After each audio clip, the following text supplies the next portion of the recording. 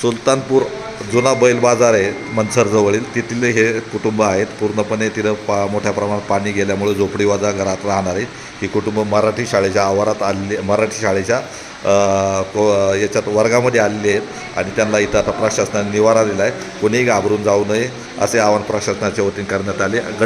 गट शिक्षणाधिकारी रुपालीताई धोका आपल्यासमोर आहे. काय परिस्थिती मॅडम?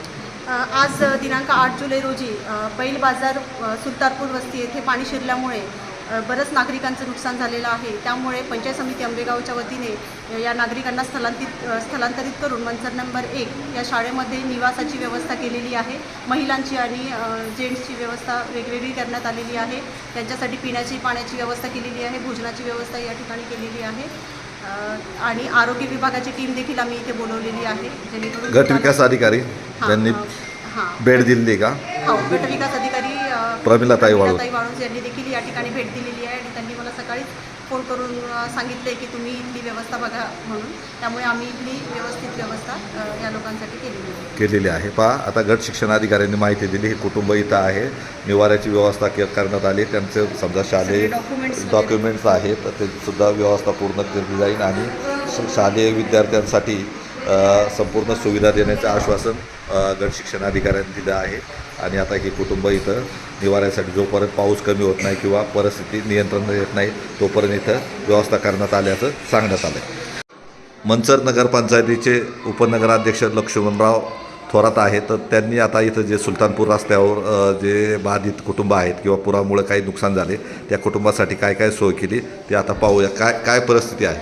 अतिवृष्टीमुळे जुना बैल बाजार या ठिकाणी पुलामध्ये काही अडथळे निर्माण झाल्या कारणाने पाणी घरामध्ये शिरलं गेलं. त्यानंतर सकाळी 6 वाजता आम्हाला फोन आल्यानंतर आम्ही तात्काळ त्या क्षणी जाऊन त्या ठिकाणी JCB बोलवून उतलेला त्या पुलामध्ये कचरा सगळा काढण्यात आला. पाण्याचा प्रवाह सुरळीत करण्यात आला.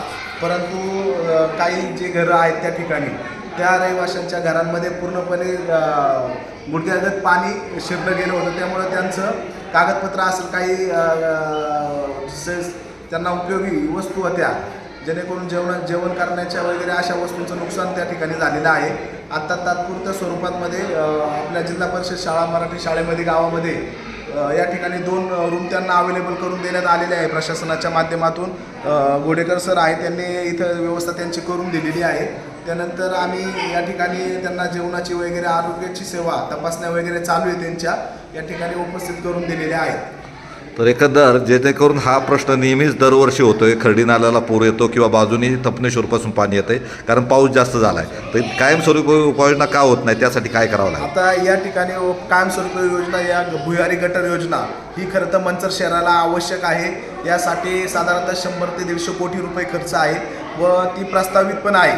म्हणजे येणाऱ्या भविष्य काळामध्ये या शहरामध्ये भुयारी गटर योजना झाल्यानंतर हा प्रश्न नक्कीच मार्गी लागेल असं वाटते. जेणेकरून याआधी प्रशासनाने पण दखल घ्यायला पाहिजे होती. ज्या पुला असतील जे चाऱ्या आहेत त्या ठिकाणीवर व्यवस्थित खोदून वगैरे व्यवस्थित करायला पाहिजे नव्हत्या, परंतु त्या थोड्याशा दिरंगाईमुळे झालेली आहे.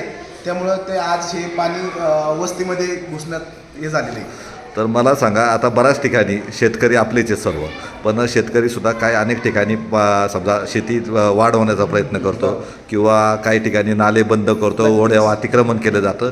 या संदर्भात अशा वेळेस निसर्गापुढं हातबल व्हायची वेळ येते, तर प्रत्येकाने काय काळजी घेतली पाहिजे? यामध्ये खरं पाहिलं गेलं तर प्रशासनाला दोष देण्यात अर्थ नाही आहे, कारण खरी चूक म्हटलं गेलं. आता मी सकाळी 8:30 वाजता येस कॉर्नर या ठिकाणावरूनही फोन आला. त्या ओढ्यावरून पाणी गेलं व पाणी जायचं कारण का, पूर्वी आम्ही पाहिलं जायचं का ओढे हे 100-150 फुटी ओढे असायचे त्यांचं अंतर, परंतु अलीकडच्या काळात ते ओढे झाले 15 ते 20 फुटाचे. त्यामुळे जे नैसर्गिक प्रवाह आहे तो प्रवाह बरोबर आहे, तो त्यांची जेवढी जागा ती घेणारच. त्यामुळं पाणी आजूबाजूला जाणार आहे. त्यामुळं जे शेतकरी असतील, जे नागरिक असतील ज्यांनी अतिक्रमण केले, कृपया ही नैसर्गिक गोष्ट आहे, निसर्गापुढं काहीच नाही. त्यामुळे आपण अतिक्रमण केलं नाही पाहिजे. ओढे हे नैसर्गिक ओढे आहेत, त्यांना तेवढी जागा खुली ठेवली गेलीच पाहिजे. आणि प्रशासनाला विनंती आहे, आता ही आपल्याला ही समज आहे, भविष्य काळामध्ये जर मोठा धोका होऊ नये यासाठी त्यांनी सुद्धा आता ज्या अतिक्रमण ज्या ठिकाणी झाले असतील ओढ्यांवरती नैसर्गिक प्रवाह आहेत ज्या ठिकाणी त्या अतिक्रमण झाले असतात ते त्वरित काढण्याचा या ठिकाणी त्यांनी मानस घेतला पाहिजे. मंचर नगरपंचायतीच्या वतीने जे काही सहकार्य लागेल त्यासाठी आम्ही तत्पर आहोत.